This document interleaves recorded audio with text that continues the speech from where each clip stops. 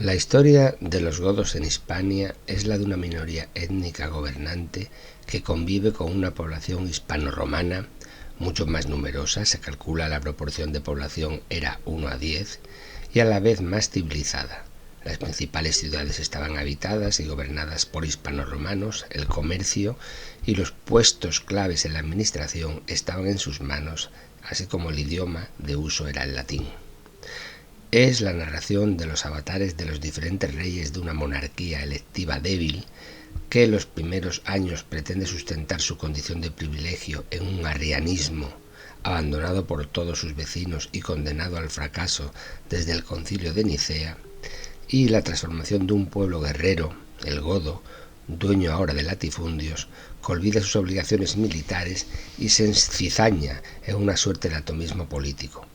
Un paulatino debilitamiento del poder de la monarquía, que dura 2 siglos, el 6 y el 7, y que finalmente, ante la inevitable disgregación territorial, reniega del arrianismo y trata inútilmente de resguardarse en el poder institucional de la Iglesia Católica, el de los obispos y los concilios, que llegan a refrendar el sucesor a la corona, mudando en una suerte de monarquía teocrática fanatizada que persigue sañudamente a los judíos por razones ideológicas y no logra mantener la paz social en medio de los embates y las continuas discordias entre bandos nobiliarios secesionistas que se disputan el poder hasta su completo agotamiento y su derrumbamiento final en el año 711 en tan solo una batalla ante los ejércitos musulmanes de Musa.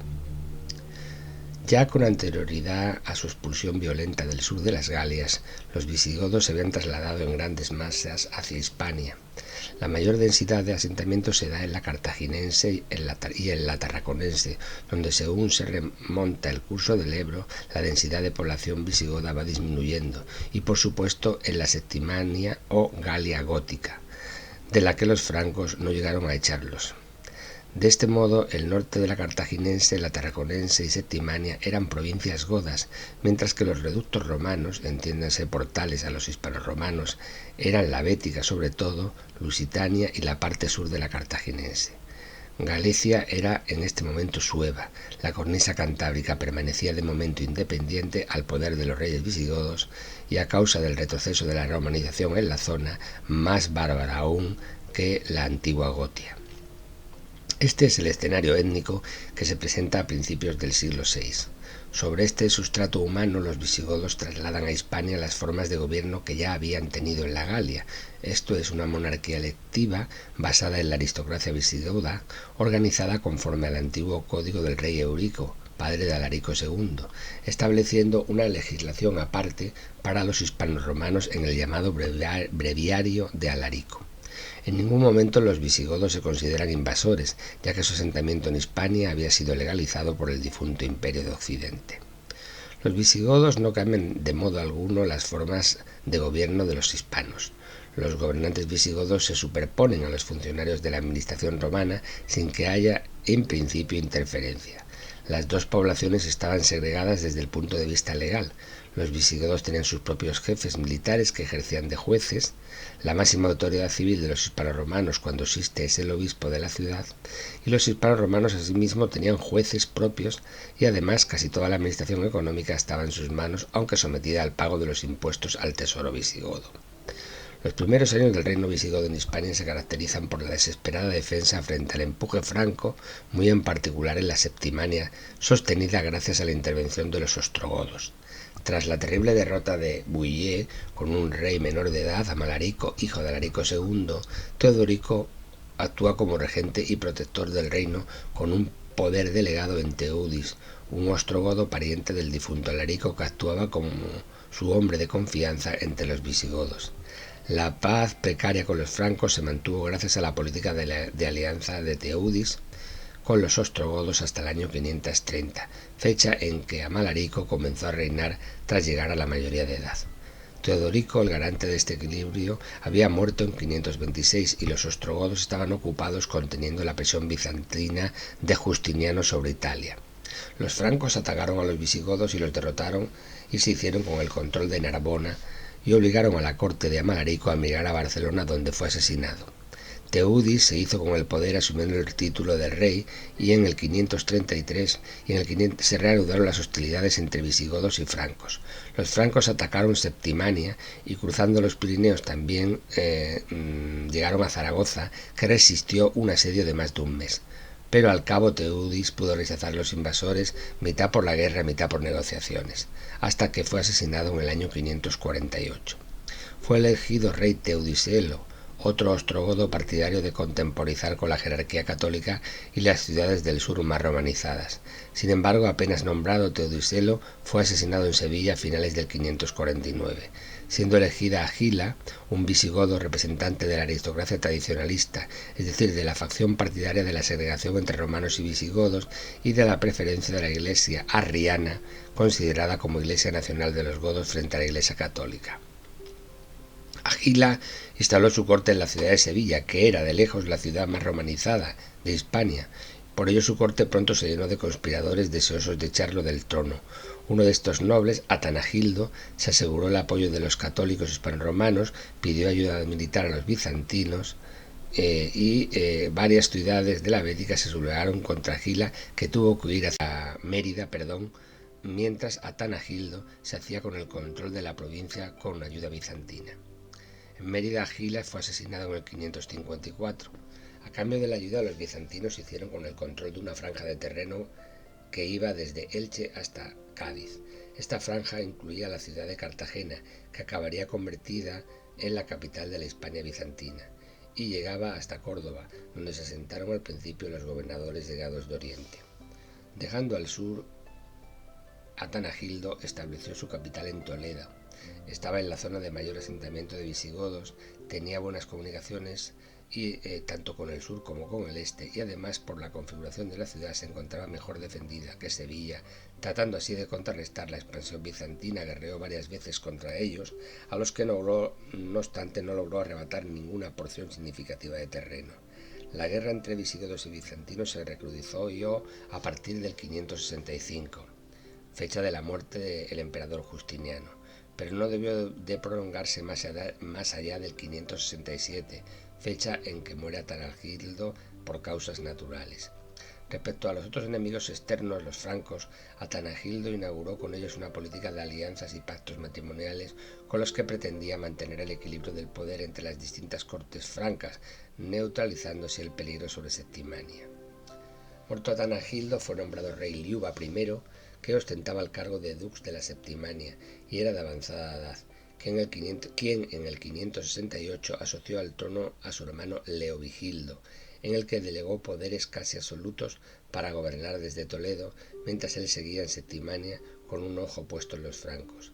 La asociación de Leovigildo fue una solución inteligente para aplacar las inevitables luchas intestinas por la sucesión. Leovigildo se casó por el mismo motivo con la viuda de Atanagildo. Muerto Liuba I en Narbona en el 572, sus clientes y fieles encontraron a Leovigildo en las gradas del trono. Leovigildo, que reinó del 568 al 586, fue el verdadero organizador de la Hispania visigoda. Continuó con la corte en Toledo, a la que dotó de pompa a la manera imperial, y acabó con los núcleos de poder político que en la península se mantenían más o menos independientes. Leovigildo reanudó la guerra con los bizantinos, que él mismo había iniciado en el 570. En el 571 tomó Medina Sidonia, con lo que despejaba las amenazas contra Sevilla desde el sur. En el 572 retomó Córdoba. Este hecho fue crucial. El prestigio de Leovigildo subió tanto que por primera vez un rey visigodo se atrevió a usar los símbolos de la realeza, cetro, corona y manto. Acuñó moneda en su propio nombre. Cambió los usos de la corte, creando una nobleza palatina en la que además de los hombres de su séquito entraban los altos funcionarios del aparato estatal, y entre ellos los primeros hispanos. De este modo el reino visigodo se organizó de facto como una administración en la que los cargos de la administración civil y económica eran de origen hispano y los militares de origen godo. En el 573 Leovigildo organizó una campaña contra los suevos, a los que derrotó varias veces. Fundó Villa Gotorum, la actual Toro, en la provincia de Zamora, como baluarte contra los suevos. Luego organizó una campaña contra los cántabros, siempre rebeldes e insumisos, e incorporó a su reino parte de su territorio. Retomó la política internacional de Atanagildo con los francos. casó a su hijo mayor Hermenegildo con una princesa franca y estableció nuevos pactos con las tres cortes francas. De este modo, además, evitaba que los suevos se los ganaran como aliados.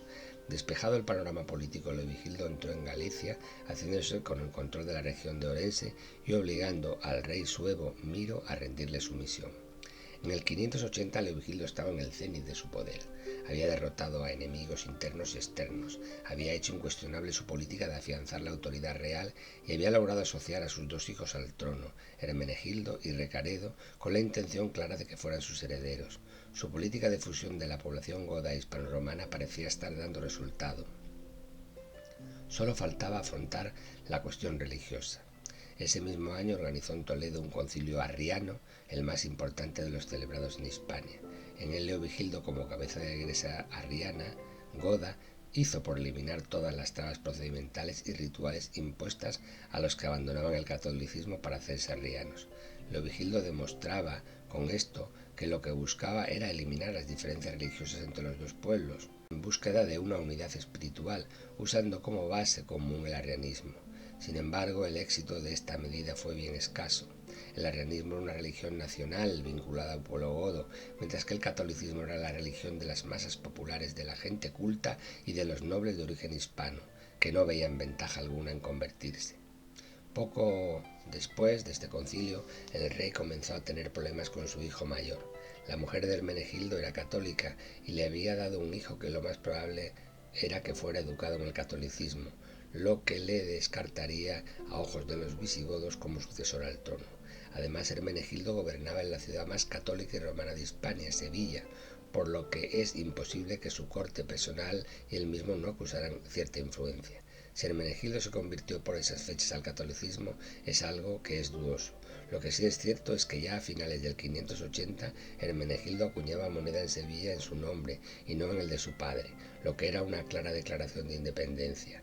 En el 581 aparecen monedas de Hermenegildo con leyendas que hacen fácil suponer que ya era católico si no lo era antes, y que usaba su catolicismo para afirmar su independencia del trono toledano.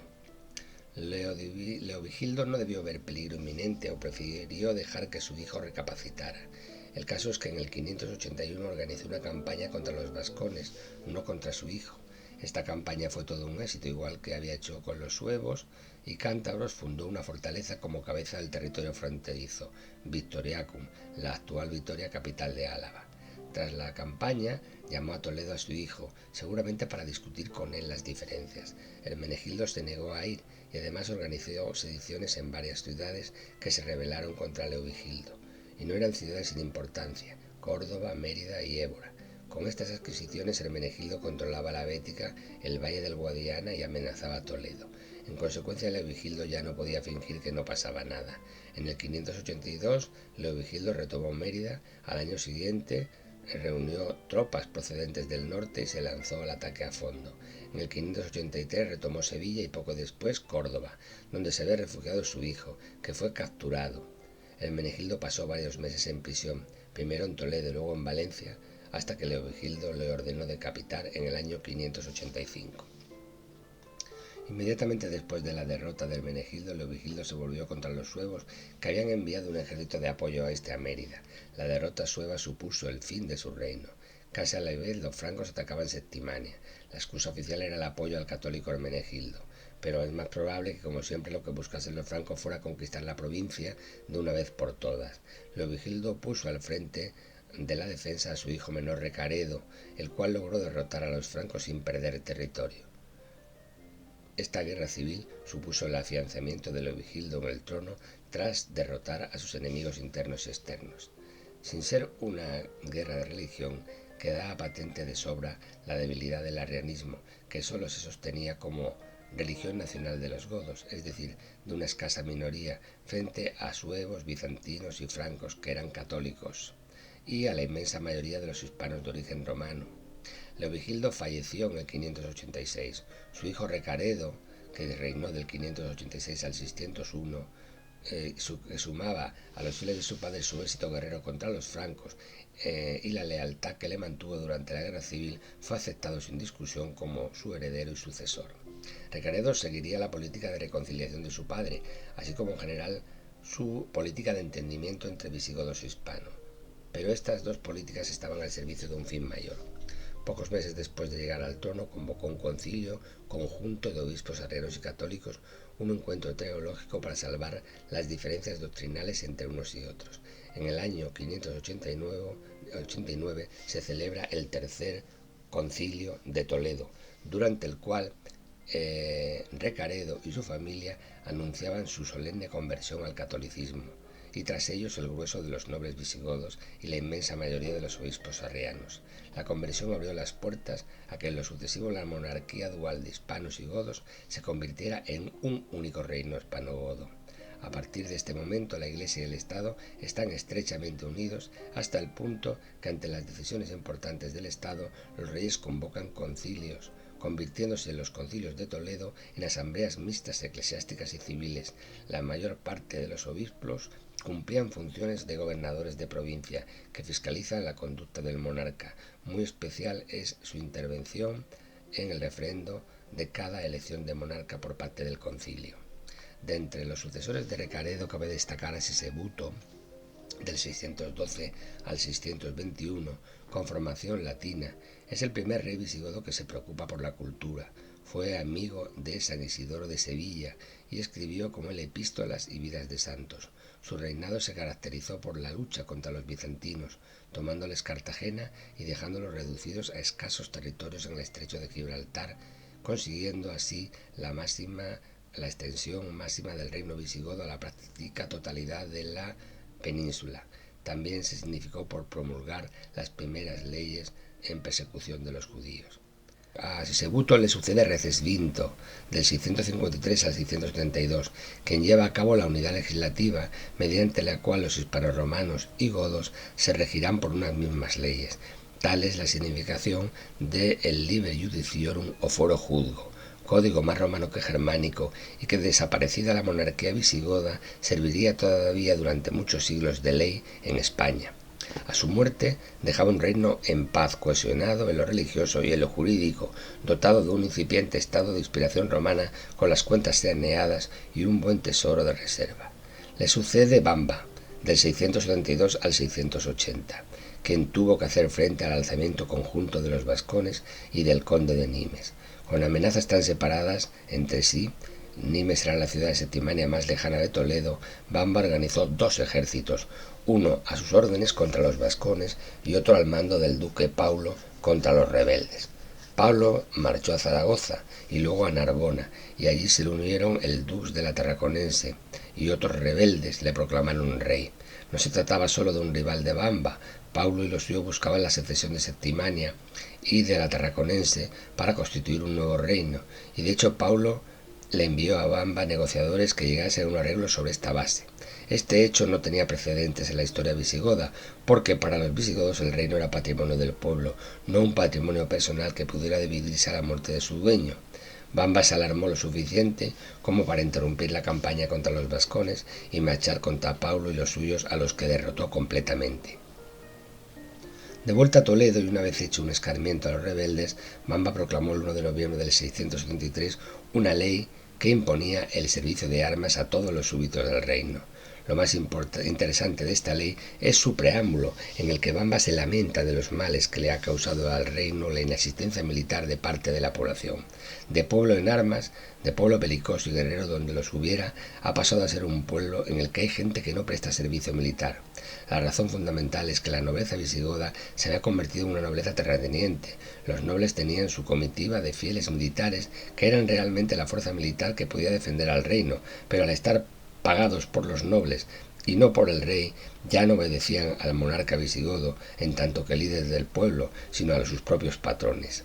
Al intentar perseguir una política de robustecimiento del poder real sujetando a la aristocracia goda, nobleza y clero, Bamba encuentra tal oposición que termina siendo depuesto.